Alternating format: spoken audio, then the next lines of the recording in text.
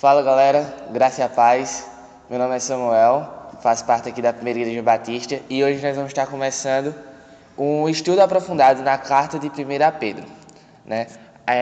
A gente vai estar baseando todo esse estudo no comentário expositivo de Hernandes Dias Lopes, que é este comentário aqui, e também para uma indicação de leitura que tem a ver com o que a gente vai estudar aqui em 1 Pedro, temos um clássico da literatura cristã, chama O Peregrino, de John Bunyan.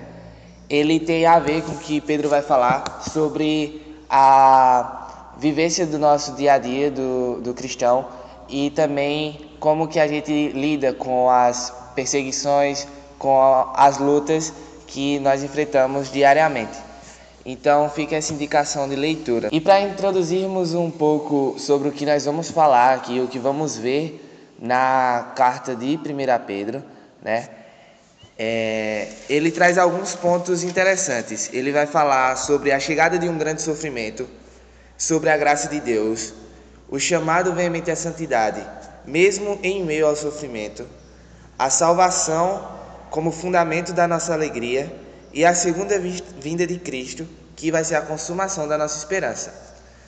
E esses são alguns dos tópicos que Pedro vai tratar na sua carta, que nós chamamos de Primeira Epístola Universal ou Primeira Epístola Católica de Pedro, porque ela não é uma carta endereçada a um povo específico, Como o próprio nome da carta diz, quem escreveu, na verdade, quem ditou essa carta foi o apóstolo Pedro, discípulo de Jesus Cristo, e quem escreveu de fato foi um cara chamado Silas ou Silvano, porque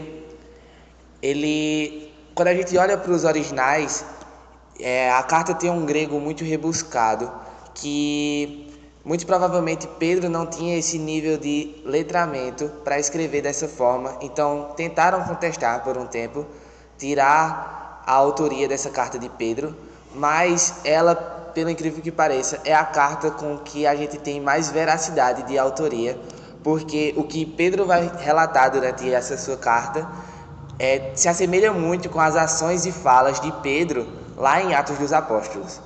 Então, quanto à veracidade de quem escreveu, nós não temos dúvida de que foi Pedro quem falou o que está escrito aqui.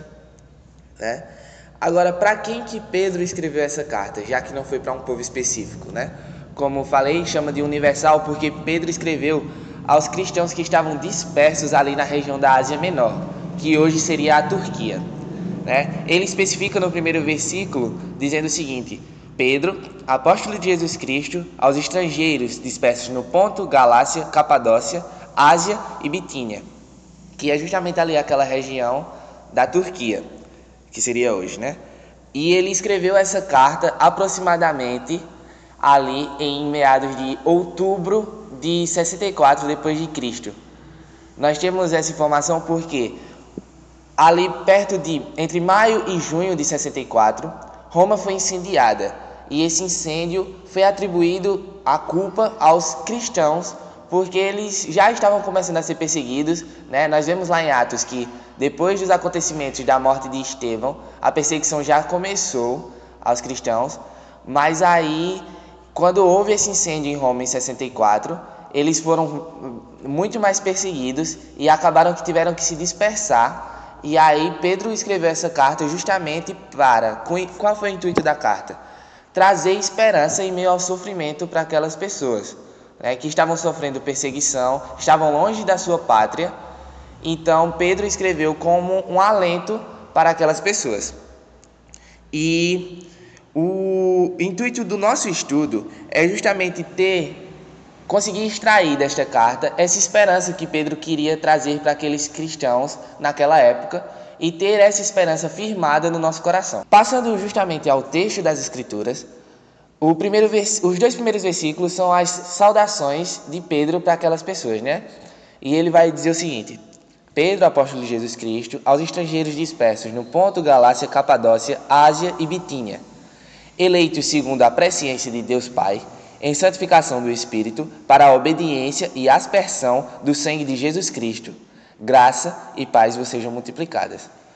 Nestes 2 primeiros versículos, ele já traz algumas verdades que nós acreditamos, como que nós somos eleitos segundo a presciência de Deus Pai, santificados pelo Espírito Santo e em obediência a Jesus Cristo, né? São 3 fundamentos da nossa fé cristã que ele já traz aqui nos 2 primeiros versículos. Se nós quiséssemos desmembrar o 2º versículo, nós conseguiríamos fazer 4 estudos muito aprofundados sobre eleição, presciência, santificação e obediência, mas não cabe a nós adentrarmos neste ponto agora. Vamos destrinchar um pouco mais. Hoje nós vamos estudar até o versículo 12, né? A partir do versículo 3, Pedro vai falar sobre a esperança da salvação. Ele vai começar de fato a sua carta trazendo uma doxologia, que é um louvor a Deus. Ele vai trazer então o louvor a Deus pela sua grande misericórdia e pelo sacrifício de Jesus Cristo. E ele então cita a esperança viva, que é Jesus, que temos através desse sacrifício. Aqui nos 3 próximos versículos, né, do 3 ao 5, ele vai dizer o seguinte: Bendito seja o Deus Pai de nosso Senhor Jesus Cristo, que, segundo a sua grande misericórdia, nos gerou de novo para uma viva esperança pela ressurreição de Jesus Cristo dentre os mortos, para uma herança incorruptível, incontaminável, que não se pode murchar, guardada nos céus para vós, que mediante a fé estáis guardados no poder de Deus para a salvação, já prestes para se revelar no último tempo. Então, como nós falamos na introdução, os cristãos estavam sendo dispersos pelo mundo, né? Longe de sua pátria, realmente como peregrinos. Mas Pedro relembra a esses cristãos que nossa esperança, e a esperança deles também, não está nas coisas terrenas que podem se acabar, né? Como o ouro, a prata, né? Que são citados diversas vezes na Bíblia, que a traça vem e come, né? Os bens materiais terrenos, eles se acabam, mas nossa esperança está fundamentada nas coisas celestiais, né? Nossa esperança não está nos governos humanos, nem em qualquer outra segurança terrena que nós possamos ter, mas sim na volta de Jesus Cristo, e que Ele vai nos levar para o seu reino e nós vamos desfrutar de uma eternidade junto com Jesus Cristo. Essa é a nossa esperança. Nos próximos versículos, né, do 6 ao 9, Pedro vai falar sobre as tribulações que aquele povo estava sofrendo e o porquê daquelas provações. Então no versículo 7 ele vai destrinchar melhor sobre isso. Ele vai dizer o seguinte: para que a prova da vossa fé, muito mais preciosa do que ouro que perece e é provado pelo fogo, se ache em louvor e honra e glória na revelação de Jesus Cristo. Então, qual que é o intuito das provações na vida de um cristão? O intuito da aprovação na vida do cristão é justamente, o nome diz, provar a sua fé. Então, o intuito da aprovação é justamente fortificar a nossa fé. Daí vem uma diferença entre provação e tentação. Tentação, quem nos tenta é o inimigo das nossas almas, o diabo.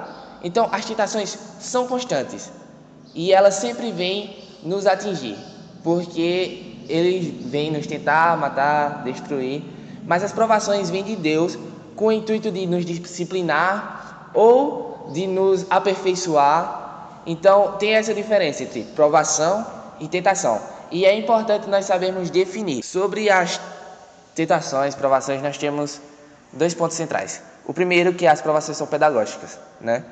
Porque assim como eu falei anteriormente, Deus nos prova com o intuito de nos aperfeiçoar e de nos aprimorar em alguma área que nós estamos falhos. E assim como um pai castiga o filho porque o ama e quer ensinar algo, da mesma forma o Senhor, né? O salmista vai falar lá no Salmo 119, no versículo 67, o seguinte: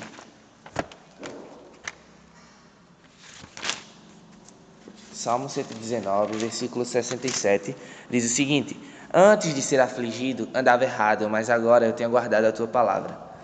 Então, as provações nos disciplinam, nos ensinam algo que nós estávamos em falha com o Senhor. Então, Ele coloca ali alguma provação para que nos ensine algo e nos aperfeiçoe, né? Justamente, por exemplo, Ele fez isso com Jó. Deus que colocou aquela provação na vida de Jó, de perder os filhos, tudo que tinha, a saúde e os bens, a fim de que ele se aperfeiçoasse em Deus. O segundo ponto que nós temos a aprender com as provações que Deus vai colocar na nossa vida são justamente que as provações são passageiras, né? Deus não permite que as provações durem para sempre. Warren W. vai dizer que quando Deus permite que os filhos passem pela fornalha, Ele mantém os olhos no relógio e a mão no termostato. E nós vemos isso quando Jó está passando pela sua provação e Deus permite que o diabo tente ele de várias formas, né? Tire tudo, mas ele põe limites, ele fala que vocês podem tirar tudo dele, menos a sua vida.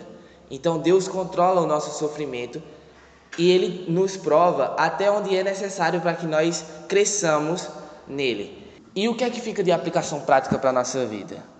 Primeiro, nossa esperança não está fundamentada em qualquer coisa terrena. Nossa esperança não está fundamentada na vida de algum governador ou algum outro tipo de autoridade. Não está fundamentada na minha própria capacidade de fazer algo, muito menos nas nossas riquezas e bens. Mas sim, nossa esperança está fundamentada em Jesus Cristo, que é a nossa rocha firme. E o segundo ponto é que, mesmo que nós passemos por algumas provações e sofrimentos durante a nossa vida, nós sabemos que Deus está no controle dessas provações e que Ele quer nos aperfeiçoar e nos ensinar algo com isso. E que nós possamos tirar ensinamentos dessas provações e aplicarmos na nossa vida. E que nós possamos, assim, firmar nossa esperança em Jesus Cristo e passarmos por essas provações e sofrimentos com mais leveza e tendo a esperança de que, mesmo que eu passe por isso, algo muito mais gratificante está me esperando mais na frente, que é justamente a segunda vida de Cristo, que vai consumar a nossa esperança e vai consumar a nossa alegria e trazer de fato a esperança para perto da gente. Então, meus irmãos, estes eram os pontos que eu queria tratar com vocês hoje, né? Hoje nós estudamos a primeira parte do primeiro capítulo da primeira carta de 1 Pedro, né?